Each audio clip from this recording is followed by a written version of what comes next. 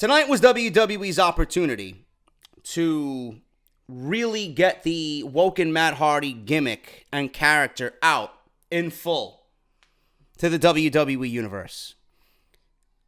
I don't want to say it was a make or break situation for Matt Hardy and the Woken gimmick, but honestly, when it boils down to it, this was a make or break situation for Matt Hardy. This was either going to be a resounding success or a complete failure. This entire show was completely missable. A very, very forgettable edition of Monday Night Raw. We all waited for the ultimate deletion. Am I going to sit here and tell you that I was disappointed in the ultimate deletion? No. Because I was not disappointed in the ultimate deletion. It's different. It's different than anything else that WWE has done all year.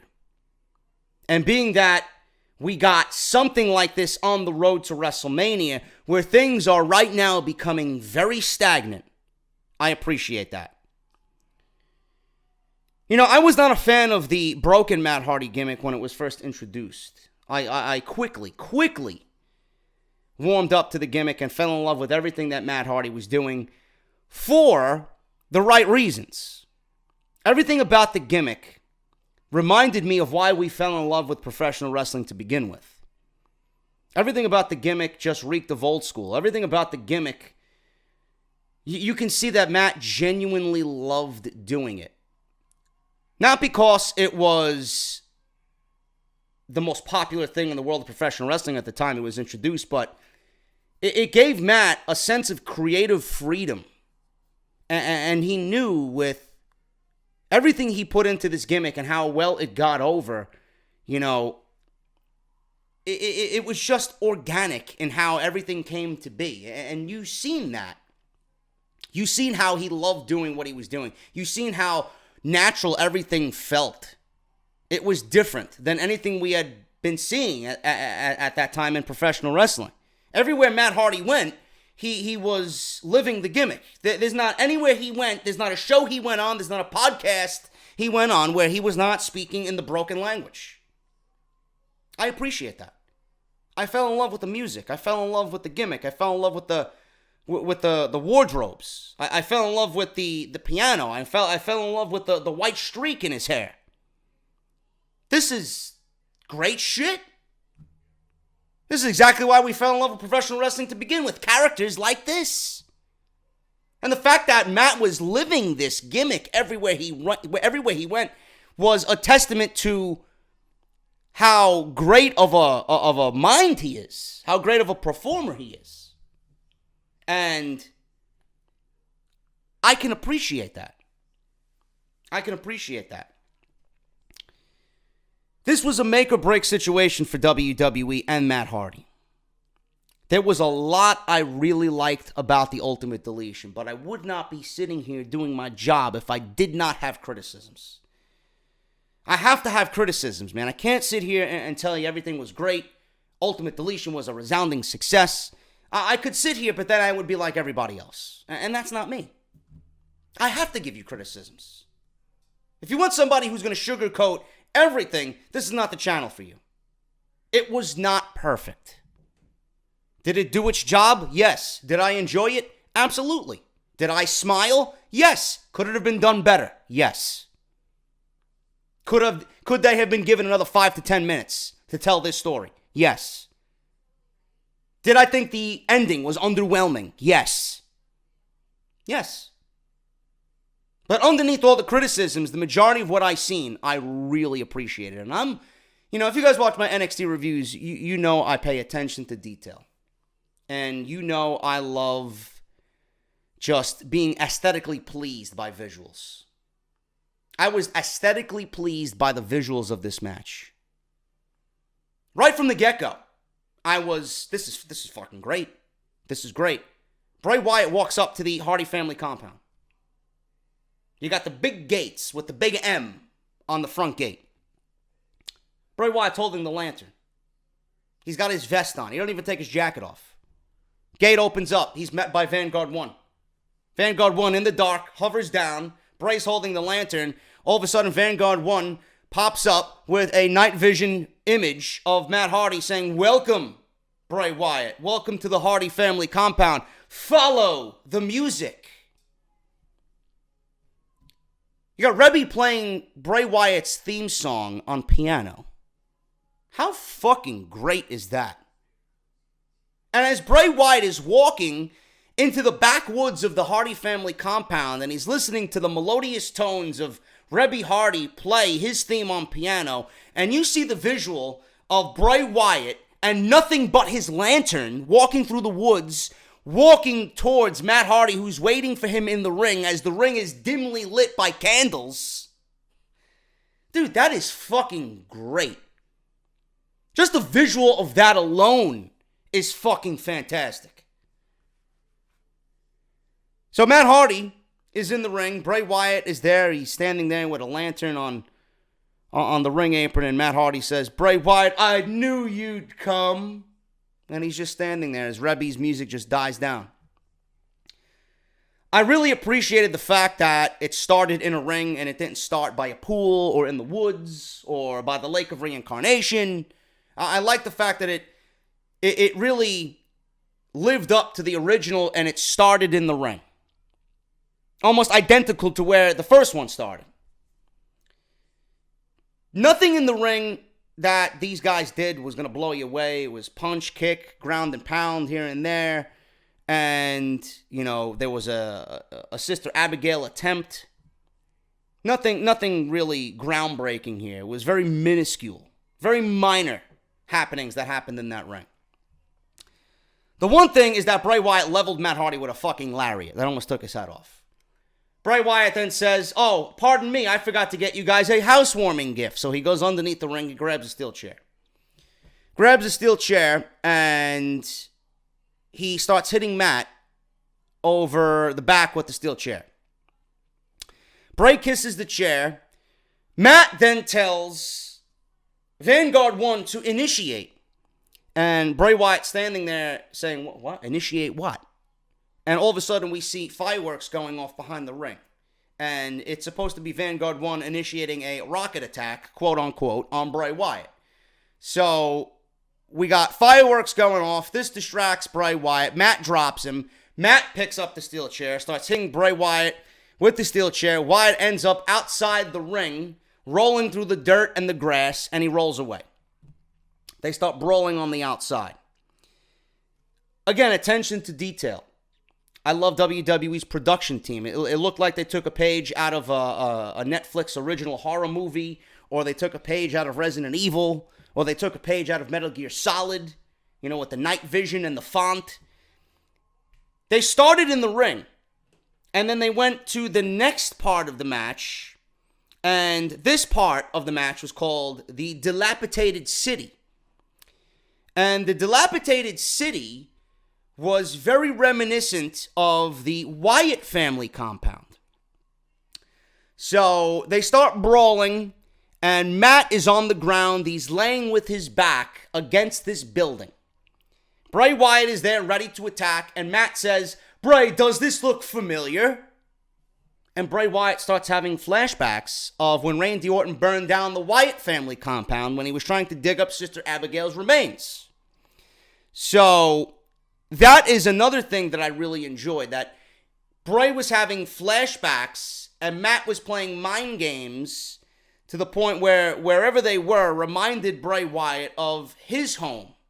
But really they were on Matt's turf. So I really appreciated that. The Dilapidated City. So they start brawling again, and they go from the Dilapidated City to the graveyard, which they call the Land of Obsolete Men.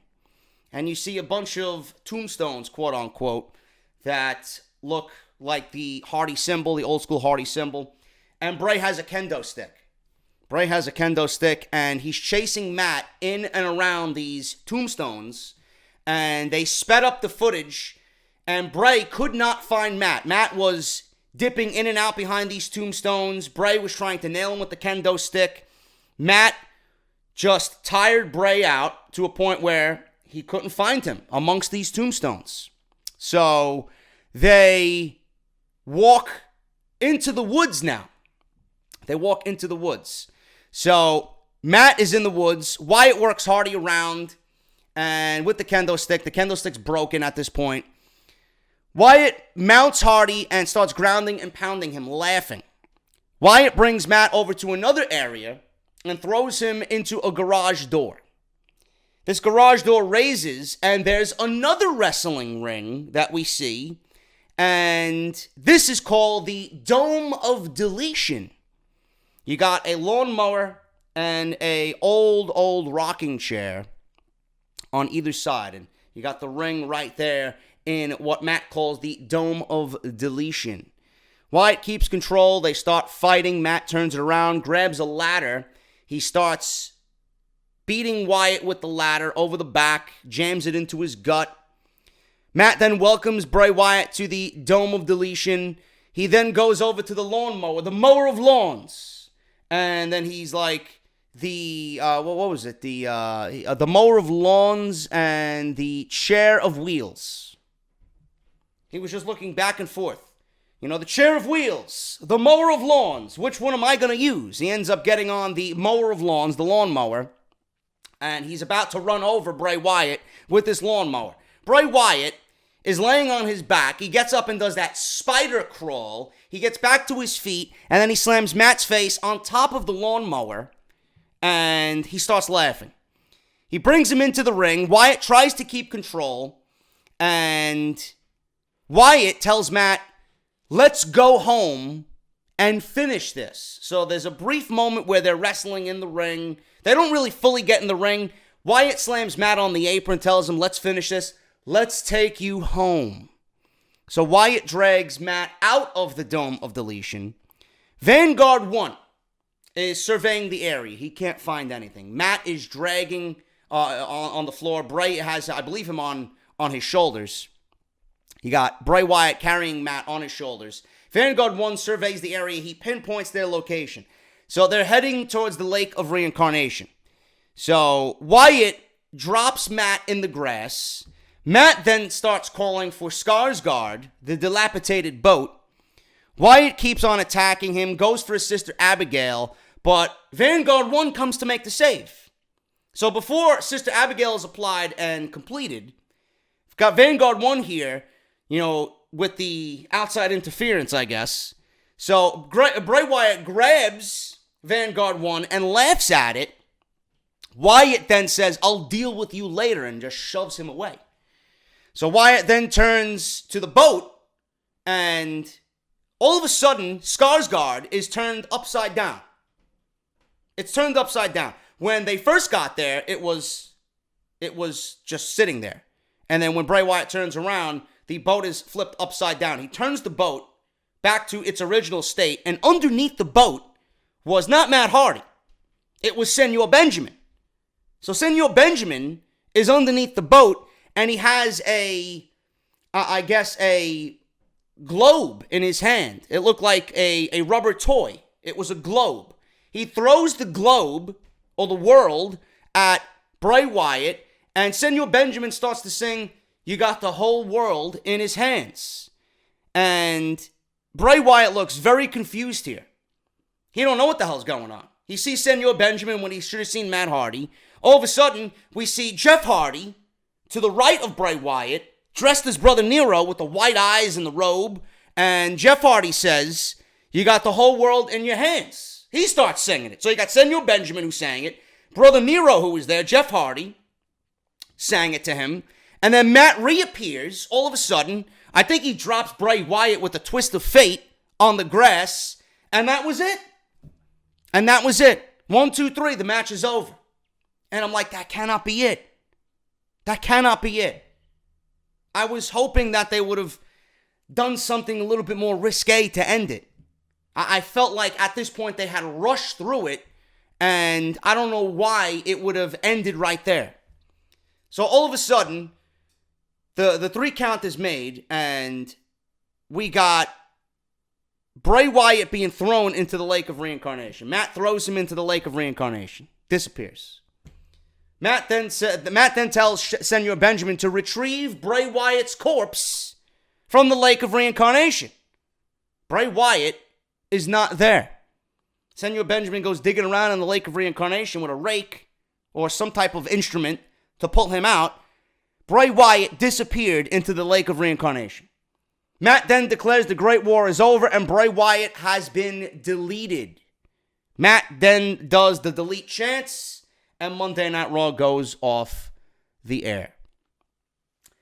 Was it better than the original Final Deletion? No. Did it have better production value? Obviously, because it's the WWE production. I honestly think that WWE, now I don't know what they're doing. I know this is not over yet. Clearly it's not over because we need to know what happened to Bray Wyatt. Maybe Bray Wyatt, disappears for a while and he comes back as Woken. Maybe Bray is going to play the role of Brother Nero. Maybe Bray is going to be the Brother Nero of this situation. Maybe we get a tag team with Bray Wyatt and Matt Hardy. Who knows? Who knows? But this is a good thing. This is a good thing for Bray Wyatt. This could be the turning point that Bray Wyatt needs for his WWE career. This could have been a complete fucking clusterfuck. WWE managed to give me an entertaining 15 minutes of this final Ultimate Deletion. But this could be a turning point in Bray Wyatt's career. I'm holding out hope. I am seriously holding out hope that Bray Wyatt is turned into a babyface after this. No more of this, Bray Wyatt on his own without the Wyatt family, loss after loss after loss after loss. No. Bray Wyatt clearly needs a change in direction. This could be the change in direction that is needed, being that he is now a part of the Hardy character in the Hardy world, and he got thrown into the Lake of Reincarnation. And his character certainly can thrive off this type of environment. It needs to happen. It needs to happen. I honestly wish they would have been given 5 to 10 more minutes. I felt like WWE rushed through this. I felt slightly underwhelmed when this thing was over. I was very disappointed that they didn't really do anything risque. I don't know if that was an initiative from above, an initiative from Vince McMahon. I don't know. I wanted to see somebody jump off a tree. I wanted to see some really physical shit. I wanted to see fire. I wanted to see something. They didn't even have fun with the Lake of Reincarnation. I would have loved to see something come out or emerge from the Lake of Reincarnation. Have fucking Bray Wyatt go into the Lake of Reincarnation and come out dressed as Husky Harris. Something. Throw him into the Lake of Reincarnation and then have JoJo come out. Something. But I just felt underwhelmed. I felt WWE left so much on the table that they did not explore here in this, what to many people is a first time ever type of deal for these people. Because most of the people watching this did not see the first two. And I think WWE, like I said, left a lot on the table there. Now, I'm hoping that they didn't give too much away here because they're planning another one. And they didn't want to expense all their creativity here. But what we've seen, mixed with the visuals and the beautiful, the beautiful piano playing of Rebby and the visuals of Bray walking through the forest with nothing but the lantern. You don't even see his figure walking through the woods. The fireworks, Vanguard 1, Senor Benjamin, the dilapidated boat Skarsgård, the Lake of Reincarnation. The fact that WWE's production team, they took you on an adventure. They went to different parts of the Hardy compound and they let you know this is the Dilapidated City. This is the cemetery of Obsolete Men. This is the Dome of Deletion. This is the Lake of Reincarnation. It was WWE's way of adding and enhancing the visuals of this product, of this story. Meanwhile, it's also a learning experience for everybody to learn the lingo and learn the language and learn these certain environmental parts to what makes the Woken gimmick and the Woken universe so fucking great. I thought it was really well done. I just, my criticisms are they could have went 10 more minutes and they didn't do nearly as much as I expected. You look back at what the first two matches that I wanted to see some shit, man. We seen fire in the second one. We seen Jeff jump from a fucking tree in the first one. It was crazy shit. But I think WWE handled it well. Another criticism of it is I feel WWE, intentionally put it on in the main event. And they did the right thing by leaving it for the last thing on the show, because obviously that was the one thing everybody wanted to see. But they could have done a better job at hyping the show, or hyping the match rather, and building the show around this. They did show some, footage of Matt sitting around with King Maxwell and Lord Wolfgang and Senor Benjamin and Rebby playing the piano. They showed, clips on YouTube, and they showed it again with Matt, sailing or rowing himself on the Lake of Reincarnation and just sitting there, just contemplating on the Lake of Reincarnation. WWE could have done a little bit more to spread that out across the show. Michael Cole is fucking terrible. I don't know if he's being fed lines by Vince McMahon, because he made me vomit during the Roman Reigns-Brock Lesnar situation. But, what was with him telling everybody, he mentioned something along the lines of, you're not going to believe this, or right before they cut away to the Ultimate Deletion. You're not going to believe this, or you're not going to enjoy this, or whatever. There's some way to hype a fucking match, Or because it's not what we're usually seeing on Monday nights. Be excited about it. He looks so fucking miserable just cutting away to the Ultimate Deletion. I keep calling it the Final Deletion. He looks so miserable talking about the Ultimate Deletion. I know it's not everybody's cup of tea, but show some fucking excitement, Jesus Christ. Anyway, it was very good for what it was. Without, some criticisms, obviously, I wouldn't be doing my job. That's what I'm here for. But the visuals and everything, really, really good stuff with the Ultimate Deletion. WWE, I predicted that we were going to get Brock Lesnar via satellite tonight on Monday Night Raw. Drew from Ticket King, who is a sponsor of Wrestling Reality with Justin LeBar, hit me up via DM. He says, Lesnar and Heyman are there. And I replied back to him, I'm like, Lesnar in quotes, because I honestly thought and genuinely thought that Lesnar was going to be via satellite, or they were going to have a video package, and he was not going to be there. To, again, push the initiative of Lesnar not really giving a shit. So, Reigns is suspended. Kurt Angle made that very well apparent. Reigns is suspended. Cheers! Reigns is suspended. He's not going to be here. Cheers! So then all of a sudden, Reigns walks through the crowd. He walks through the timekeeper's area. He grabs a microphone, and the way he walked, the way he was walking, looked absolutely ridiculous. He looked like he was walking into a back alley fight. He had this just conceited prick-like swagger to him. And I'm like, whoa. What was Roman think he's a Samoan thug now? He thinks he's all hard and badass now? He thinks he's the Samoan badass? Right? Well, Reigns is not an anti-authority figure. He will never be believable in that role. No matter how many times you want to admit it to yourself, oh, he can pull it off. No, he can't. He is not believable in an anti-authority role.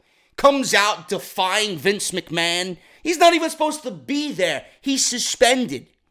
WWE wanted to create the entire atmosphere of, well, look at Reigns betraying and just disobeying Vince McMahon. You ain't gonna fool me. You ain't gonna fool me. Well, Reigns makes an unadvertised appearance, right? And again, I want you guys to understand what they're doing. They advertise Lesnar, and he doesn't show up. So what do you think they had Reigns do? Reigns was not supposed to be there, but he shows up. And why does he show up? Well, somebody's got to build the main event to WrestleMania.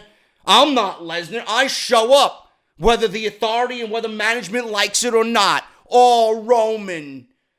So they have Lesnar scheduled and don't show up, and then they do the opposite. Reigns is not supposed to be there, but he shows up anyway. WWE, Vince, Dunn, whoever's in charge, you ain't getting one over on me, bro. That's not going to make me want to cheer Roman Reigns. That's not going to make me want to go out of my way and like, oh, look at Roman Reigns. He's a badass. He's defying the authority. Get the fuck out of here. So, Angle asks Reigns what he's doing here trespassing, adding that security is ready for him in the back if he's got any fucking funny business he wants to take care of. Reigns then says, who cares, as Lesnar has not been there week after week after week. And someone has to represent the WrestleMania main event. Reigns then asks Lesnar, where is he? Well, he asks Angle, rather, where's Lesnar? Where is he? Angle says he was running a little late. Angle then tells Reigns to be patient as he will get his hands on Lesnar in 3 weeks at WrestleMania. Reigns says, this is Dallas. So they have Reigns get the cheap obligatory city pop. Yes, they have Roman Reigns give you the obligatory cheap fucking city pop where he mentions, this is Dallas. I love this city. I have so many memories in this city. And I'm looking to make another memory here tonight. Are you fucking kidding me? Now you need to resort to giving Reigns the Mick Foley cheap pop? If that doesn't spell last-ditch effort, I don't know what will, man. You gotta be fucking kidding me, dude. So then Reigns grabs a steel chair. He's threatening to overtake the show here. He sits in the middle of the ring, telling Angle to go in the back, do whatever you gotta do to make it right. Angle walks away. Reigns takes a seat. And then all of a sudden we got the U.S. Marshals. 3 U.S. Marshal men dressed in vests with handcuffs and, pepper spray. And they're reading Roman his rights in the middle of the ring. 3 U.S. Marshals. One of them starts to cuff Roman Reigns. And the other guy is reading his rights to Roman Reigns. So all of a sudden, Reigns is being handcuffed. And he starts punching these U.S. Marshals. Now, correct me if I'm wrong. Correct me if I'm wrong. The U.S. Marshals are coming down, doing their job. You have Roman Reigns, who's being handcuffed because he's not even supposed to be there because he's suspended, right? The U.S. Marshals are doing their job. Roman Reigns then starts beating up the U.S. Marshals. Brock Lesnar then comes down, runs to the ring, and starts to beat the shit out of Roman Reigns, who's beating the shit out of the U.S. Marshals. So who is looking like the right guy in this situation? Is it Roman Reigns who's beating up the U.S. Marshals? Or is it Brock Lesnar who is actually helping the U.S. Marshals take care of this situation and them doing their job? So Lesnar comes out to save the U.S. Marshals from further beatdown of Roman Reigns. Why are we cheering Roman Reigns and why are we booing Brock Lesnar again? Please, someone fill me in. Maybe that was one of the loopholes that WWE really didn't pay attention to when the script was being presented to Vince McMahon. Because I was wondering why everyone is just seemingly overlooking the fact that Brock Lesnar came to save these 3 U.S. Marshals who were doing their job arresting Roman Reigns for trespassing. I don't know. Please, someone fill me in. Someone fill me in. And why wasn't it normal Dallas police? Well, we got to enhance it now because it's Roman Reigns. If it was anybody else, they'd get Dallas PD, right? We got to give Roman the fucking U.S. Marshals? My God, man. They do it for Roman. Believe it. It's true. It's just not on a t-shirt because it sounds good. It's 100% fact. Give me a fucking break, man. Lesnar rushes the ring. Reigns is waiting. He's still in the handcuffs. Lesnar nails a suplex. He then goes to work on Reigns with the steel chair. These were brutal fucking steel chair shots. Brutal steel chair shots. Now, I don't know if Dallas is completely fucking stupid. I don't know if it's a city. I don't know if Texas is a state that has fucking lower than average IQ. But I will admit, and if I'm wrong, I don't mind admitting I'm wrong. And I was this close from telling everybody on Twitter when this was happening that I was wrong. It looks like WWE's attempt to get Roman Reigns over is succeeding. Fans were cheering. Fans were fucking going out of their way to boo Brock Lesnar. People were finding, Roman Reigns as the sympathetic figure in this story because he was handcuffed and, Lesnar comes down and he's beating up a defenseless individual, right? And I'm like, fuck. The Roman initiative's getting over. Look at this. Vince McMahon finally is doing the right thing and getting this guy over, right? So Lesnar then continues to assault Roman Reigns, lands another German suplex. Reigns took a beating. Lesnar with another chair shot. Lesnar leaves the ring, comes back, delivers more steel chair shots while Reigns is down and handcuffed. People are like, at this point, it wasn't even that they were booing Brock Lesnar, but people were more shocked than anything because of how brutal this attack was. It looked good. Lesnar did a great job at making it look fucking believable. But it was more shock and awe that, oh my God, Brock Lesnar's actually here. Oh my God, Brock Lesnar's beating the shit out of Roman Reigns. And on top of that, I honestly think that production team and Kevin Dunn, they altered the live crowd. They really did. Because you can tell when people were actually going for Lesnar in this situation that, the volume for the positivity of Brock Lesnar went down and they wanted to continue building Roman Reigns as the sympathetic figure here. But, he picks him up. I love the way Brock Lesnar picked up Roman Reigns, picked him up by his fucking belt. And I just lifted him up like a fucking sack of trash. Gives him an F5. People were cheering. It was 50-50. It was no, decisive, let's boo Roman, let's cheer Reigns. It was 50-50. That's what Reigns usually is. It's 50-50 split. So Lesnar then marches up the ramp. He's got the Universal Championships on his shoulder. Paramedics come rushing down. They put Roman on the stretcher. Brock Lesnar goes to the back. He goes back into Gorilla, right? They start chanting as Reigns is being lifted on the gurney. A chant of "You deserve it" starts filling the arena. And then yes chants start filling the arena. It's like, okay, so what do you want? You want to boo Roman Reigns or you want to cheer Roman Reigns? And then when the "You deserve it" chant started going on, you heard the volume faintly go down. All of a sudden, they just went away. And at certain moments during this segment, there was dead silence. I don't know if WWE altered the live crowd from production. I don't know. I really don't know. I would not be surprised if they did something like that just to enhance the sympathy for Roman Reigns. So Reigns is on the gurney. Lesnar comes down with his shirt off this time, and he knocks the stretcher over with Reigns still attached to it. Lesnar starts talking some trash. He's like, people complained that I didn't show up. I'm here, and I showed up twice tonight. Typical Brock Lesnar humor, which I found hilarious. I found it hilarious. It was great. Reigns is yelling in pain. He's still strapped and handcuffed to the gurney. Lesnar walks up the ramp. I was waiting for Lesnar to come out again and pull a Braun Strowman. And at that point, I was waiting to just criticize WWE because the more Lesnar came out to beat Roman Reigns, the more he was going to get cheered. Because the unpredictability factor would have then sank in. What is Lesnar going to do now? He beat a handcuffed Roman Reigns with a steel chair. And then Reigns was on the gurney, and he flipped the gurney. What is he going to do now? Is he going to throw the gurney off the fucking, off the stage underneath the Titantron? What is he going to do? The more Lesnar came out, the more he would have been cheered. So I'm glad WWE stopped it there, because it would have been a complete failure at the end of the night. Now, I don't know if it was Dallas, or if they had fucking some sort of sympathy for Roman Reigns, or Dallas is really that fucking stupid.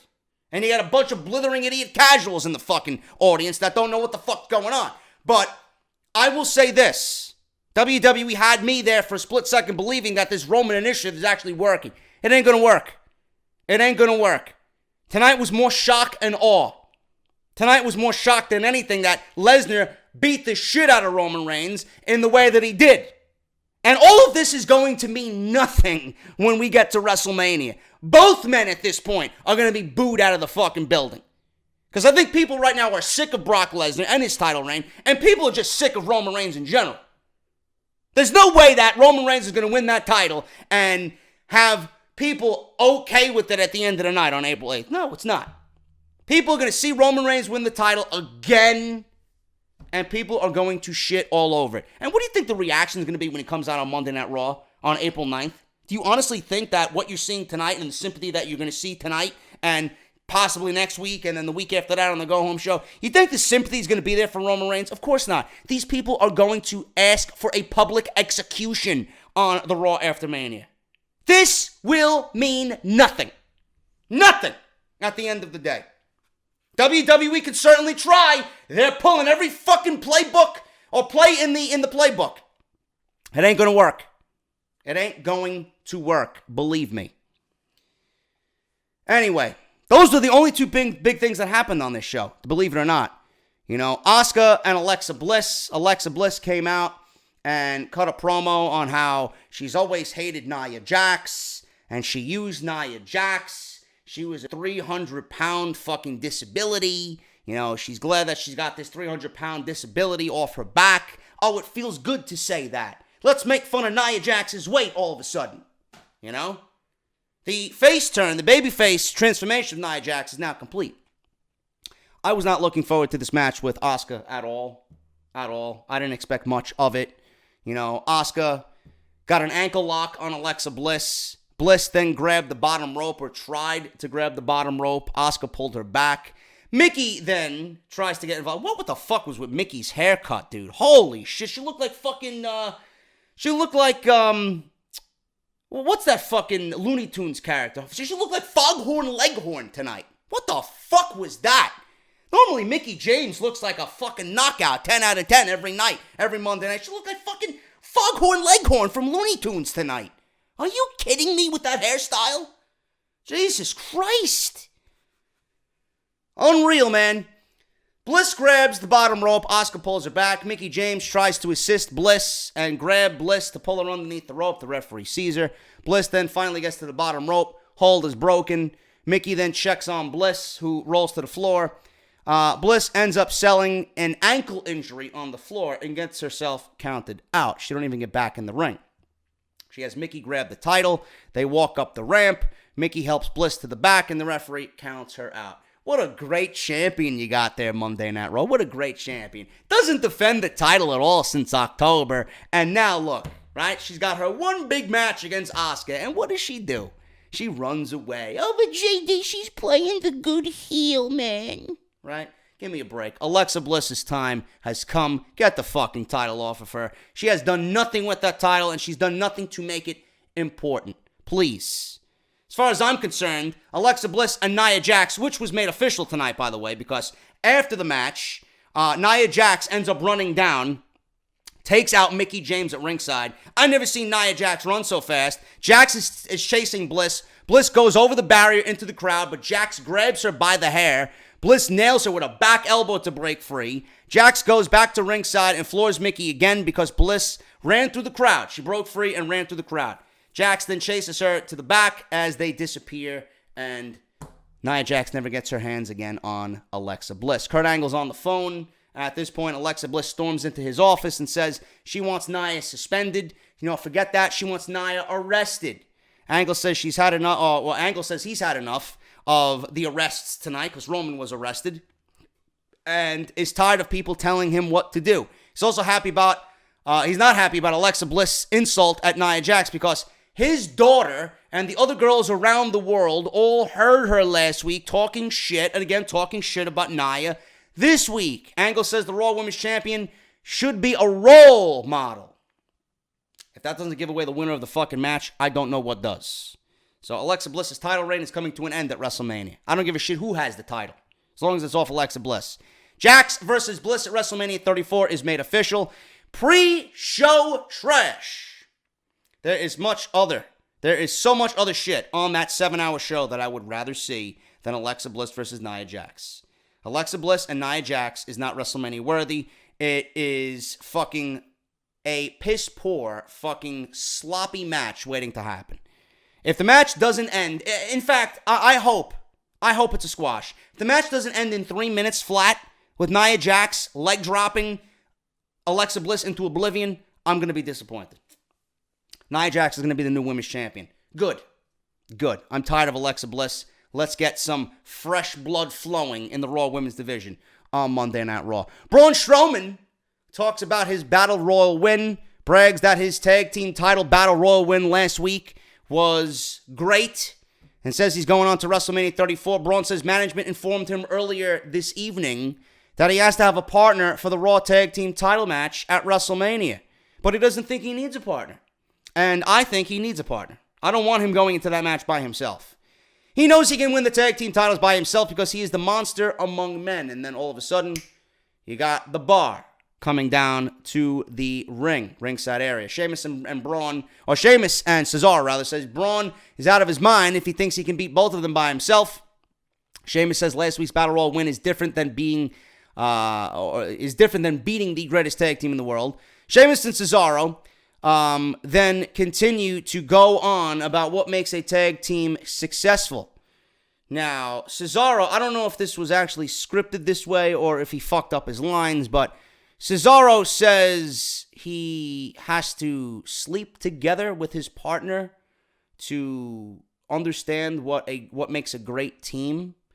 And I don't know if it was like an inside joke or if it was just a funny little joke that they threw in there to get the crowd laughing, but obviously it didn't go over too well because everybody was fucking poking fun at them.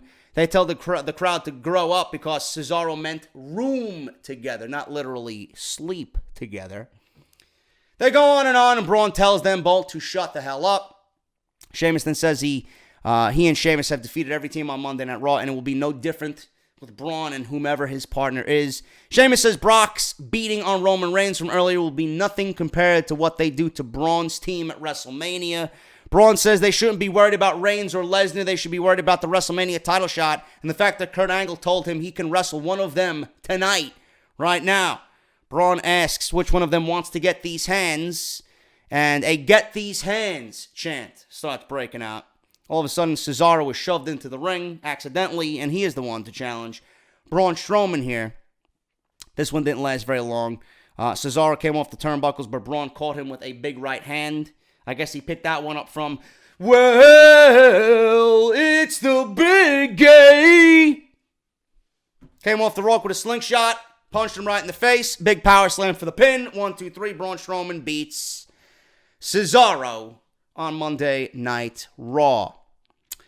The Revival, speaking of tag teams going nowhere, the Revival versus Titus Worldwide. This was a fucking waste of time if I ever seen one. Shatter Machine to Mr. Apollo. I'm not Cruz anymore. Revival win with the Shatter Machine. After the match, the Revival stands tall in the ring, and they say, as they're interviewed by Charlie Caruso, that they will be the only team to win the Andre the Giant Memorial Battle Royal. So we got two things confirmed here. One, the Andre the Giant Memorial Battle Royal is returning. And two, the Revival is not going to be anywhere near a tag team title match at WrestleMania. So there you go. There you go. They go from being one of the greatest tag teams in the fucking world down in NXT to now pre-show on WrestleMania 34. Awesome. Awesome. Sasha Banks and Bayley versus Mandy Rose and Sonya Deville. Man, how many times have we seen fucking this matchup? You know, why is Absolution still a thing? Could someone please answer me this legitimately? Why is Absolution still a thing? They are terrible. Why is Paige even there? She doesn't add nothing. They don't focus on her. She don't interfere. She comes out looking like a fucking slob.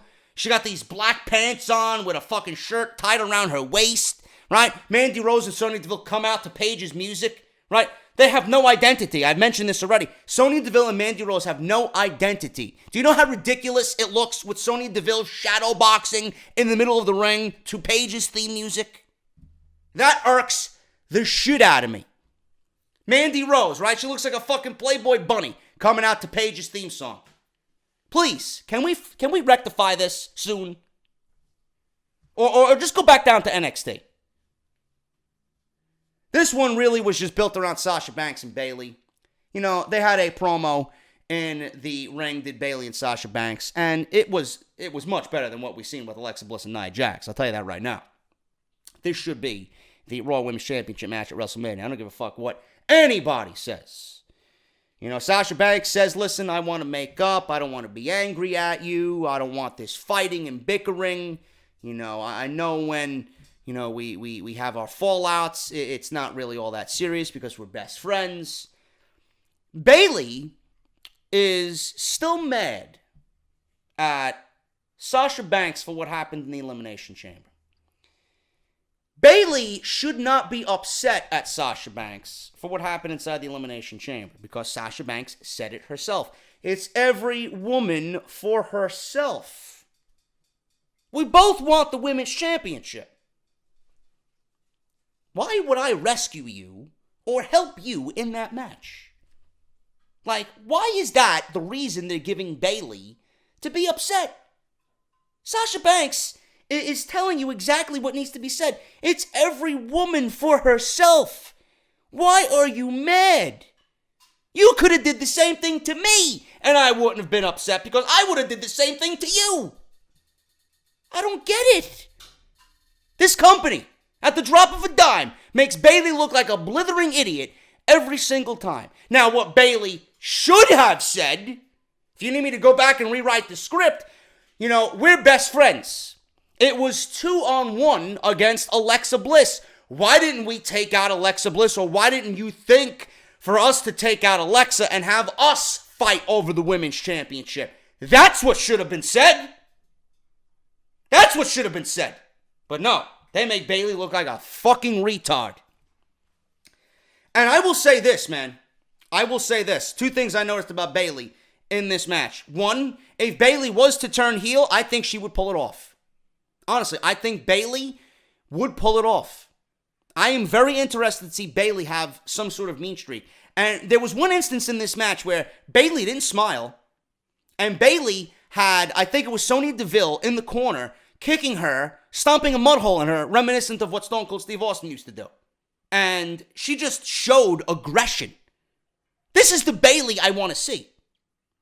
And this is what's going to make this storyline so great. Sasha Banks is going to bring this side of Bayley out because Sasha is going to fucking stab her so hard in the back. And when it finally does happen, Bayley is going to say, fuck this shit. I'm going to stand on my own. I'm going to show you I am every bit as better as you. That's why this is fucking the best feud right now. And it should be the feud for the Women's Championship. And again, Bayley and Sasha Banks played into the outcome of this match. Bayley dropped a big elbow off the second rope on Mandy Rose, right? That was a 2 count. And Sonya Deville, and Rose broke it up. So it was the big elbow off the top, or the second rope rather, onto Sonya Deville. Mandy Rose broke it up. Sasha then comes in and goes after Mandy Rose. She takes her into the corner, starts beating the shit out of her in the corner. Bayley then backslides Deville, and the referee is blinded. He's taking care of Sasha and Mandy Rose in the corner. He's distracted by what's going on there because Sasha and Rose are not the legal women. So he finally turns around. Bayley had Deville pinned. Would have been 1, 2, 3, 4, 5, up to 10. Would have been over. Referee finally gets there. Deville kicks out. Bayley then holds the pin, doesn't get the win. This leads to Bayley going over to Sasha. They have words. They start shoving each other. Deville runs in and kicks Bayley in the head. And then that was it. 1, 2, 3. Absolution wins. Deville pins Bayley. So you start to see, again, Sasha getting greedy.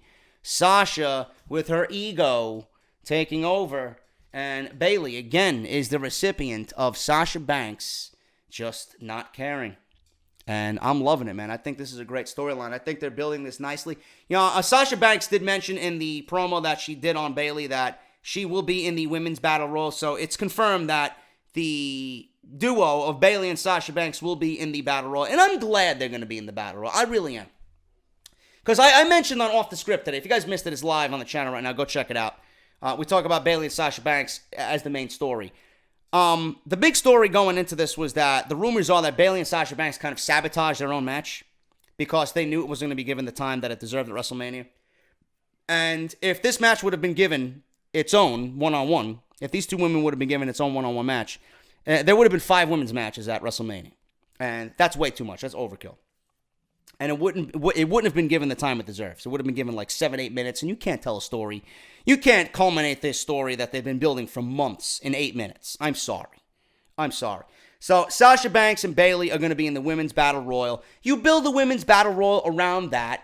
The Battle Royal is meaningless. It is worthless. So you build a story around Bayley and Sasha Banks, and you just use that as a foundation to further the feud. Simple as that. Simple as that. So I'm okay with them not getting a one-on-one match, because they deserve a one-on-one match under the right circumstance with the right amount of time allotted to it. So I'm okay with that. John Cena, again, calls out The Undertaker. John Cena, this promo, I'm not even going to play the promo. I'm not, because it was literally word for word the same thing that he said last week. I'm not going to play any of these promos. It was literally the same thing that he said last week.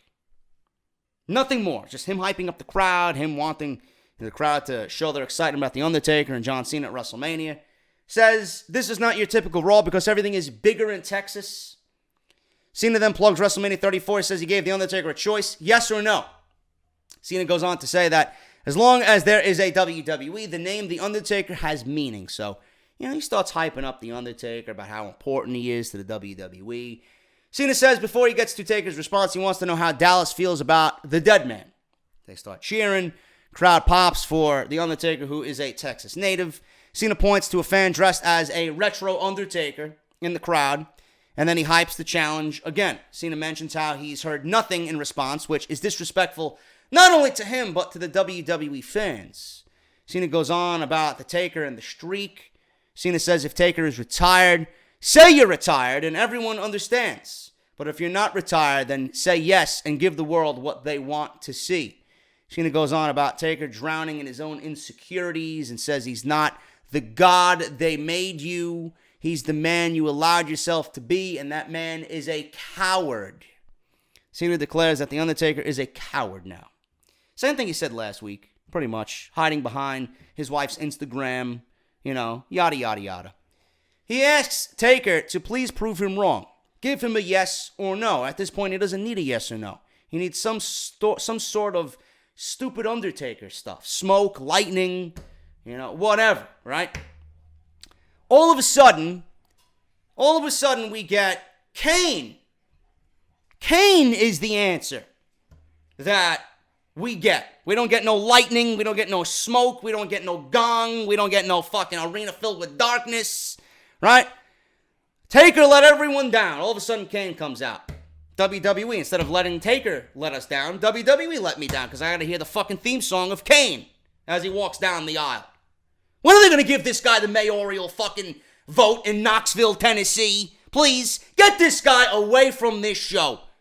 What is taking so long to fucking elect this guy mayor? Why do we need to see him? So Kane enters the ring. Cena says Taker must have sent his little brother out there to give us the response that we all want. Cena then puts the microphone in Kane's face. What do you think is going to happen? Kane chokeslams Cena and walks out of the ring. So what does WWE do? They book Kane versus John Cena for Monday Night Raw last week. My God, if there was ever a reason not to tune into Monday Night Raw next week. There you go. It's like WWE wants people to fucking not watch. Then Michael Cole had the balls he had the balls to fucking give us nauseous feelings in our stomach. Or Corey Graves, one of them. Maybe it's Kane who challenges John Cena at WrestleMania. WrestleMania? That match isn't even worth fucking WWE superstars. Are you kidding me? That's all we need. Fucking Kane pointing to the WrestleMania sign. Miz and the Miztourage versus the Balor Club. Apparently, Prince Nevitt is a indie vanilla midget that I don't know of. Prince Nevitt. Instead of Prince Devitt. That's what the Miz said. Apparently, he wants to kill your indie marks. Everybody on social media, all the fucking degenerates who thrive and thirst over likes and RTs on Twitter. They're all bowing to the Miz as if he's like their fucking hero because everybody hates Finn Balor and these indie marks, right? Yeah. First of all, he can't even pronounce the fucking guy's name right. And he rips up a magazine with, their older gimmicks in it. Who cares? Who cares? The Miz, I love The Miz. Don't get me wrong, I love The Miz, but he's done nothing with the Intercontinental Championship. Nothing. In fact, The Miz needs to move back to SmackDown Live, number one. Number two, Finn Balor needs to win the Intercontinental Championship at WrestleMania. And if we get the Demon, which I hope we do, it's fucking signed, sealed, and delivered. That's going to happen. Seth Rollins needs to be in either the Universal title picture or the WWE Championship picture, whichever show he ends up being on. Finn Balor needs to win the Intercontinental Championship. The Intercontinental Championship needs to be on a babyface. It needs to be on a babyface. That opens up for two things. One, the amount of opponents for Finn Balor is plentiful because there's more heels than there are babyfaces. Number two, the Intercontinental Championship, I don't know if these fucking idiots on Twitter realize, it is the workhorse championship. The Miz is not a workhorse. Someone like Bret Hart and Shawn Michaels and someone like that, Mr. Perfect, those were workhorse Intercontinental Champions. And Finn Balor, oh, JD, he's got a repetitious moveset and he has no charisma, man. You let Finn Balor go and he'll put on a 4-star match. Easy. Easy. Don't doubt Finn Balor. Give him the championship and put him in a championship title feud. That makes sense and is worth watching. He will prove you wrong. 6-man tag here. WWE has some new merchandise for the Balor Club. It says OGBC. You know, they're really trying to fucking, take some of the Bullet Club's thunder, I see. But this is nothing but a mock of the original Bullet Club. Balor here wins with Carl Anderson and Luke Gallows. It was nothing, man. It was a generic 6-man tag with Seth Rollins on commentary. Balor rolls up The Miz for a 2, sends him into Axel. Axel was knocked off the apron to the floor. Balor rolls Miz up because he banged heads with Axel. 1, 2, 3. After the match, Miz immediately attacks Balor and the Miztourage join in. Gallows and Anderson get sent out of the ring. Miz beats on Balor, while Dallas takes out Gallows. Axel and Dallas then eventually return to the ring. Triple team on Balor, but Rollins comes in and saves the day. Hits the blackout curb stomp on the Miz. Balor and Rollins come face to face with the Miz down in between them. Rollins brags that it was him who did that to the Miz, and they face off as Rollins' music hits. Like I said just a couple of weeks ago, it's going to be tit for tat.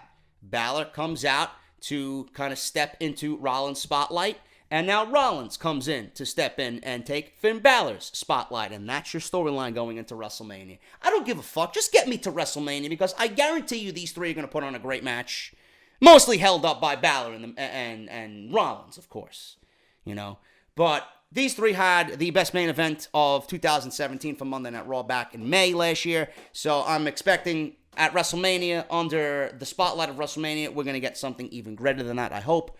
So we got Balor, Anderson, and Luke Gallows winning this match here with Seth Rollins saving the day. And that was Monday Night Raw. A very forgettable Monday Night Raw with the Ultimate Deletion, which delivered, but again was underwhelming in some aspects. But that is your Monday Night Raw review. Thank you guys so much for everything. I will see you guys for SmackDown Live tomorrow night. AJ Styles, we'll find out if he really is hurt. We don't know what's going on with that. There's rumors going around that AJ Styles is hurt. Shane McMahon won't be there after the brutal attack by Kevin Owens and Sami Zayn. Daniel Bryan will be there. We'll see what happens as far as WrestleMania goes. There's rumors going around that Daniel Bryan's cleared or making massive strides to get cleared. We'll see what happens. But Off the Script Part 3 was uploaded today, man. It did almost like 14,000 views in like 7 hours, man. You guys fucking kicked ass. So if you guys missed that epic rant on Sasha Banks and Bayley sabotaging their WrestleMania match internally, and both of them have massive heat, man. Go listen to that story. So that's live on the channel right now. Off the Script all weekend. 1, 2, and 3 live. We got an Off the Script extra with Roman Reigns and Brock Lesnar not main eventing WrestleMania. So I give you my opinion on what match should be main eventing WrestleMania. So you got some good stuff there, man. Go check out that. We sold 95 JD Club t-shirts, man. You guys came so close to the 100 number I wanted, but thank you guys so much for buying your JD Club gold foil t-shirt. It is now done. 95 of them sold. I couldn't be happier, man. Thank you guys so much. Guys, go get your Roman t-shirts. Is it here? Yeah, Do It For Roman is right here, man. Get your Do It For Roman t-shirts, man. Available on barbershopwindow.com. Do It For Roman. You'll get it in time for WrestleMania. We also got the Goon, Get Benched Goon t-shirt, man. Go get it. Available on Barbershop Window with the Failure Raha t-shirt, Jinder Mahal, and the Eat, Sleep, Bench, Repeat t-shirt on Barber Shop Window, man. Thank you guys so much. Support Harry's, harrys.com/script for your free trial shave set, and Audible, audibletrial.com/offthescript. Follow me on Twitter at JDFROMNY206 and hit that subscribe button down below, man. We are dangerously close to 90,000 subscribers. 500 away from 90. Let's do it before WrestleMania. Thank you guys so much. I'll see you guys tomorrow for SmackDown Live. Enjoy your nights. Let me know what you thought of the Ultimate Deletion, and I'll see you guys tomorrow for SmackDown Live.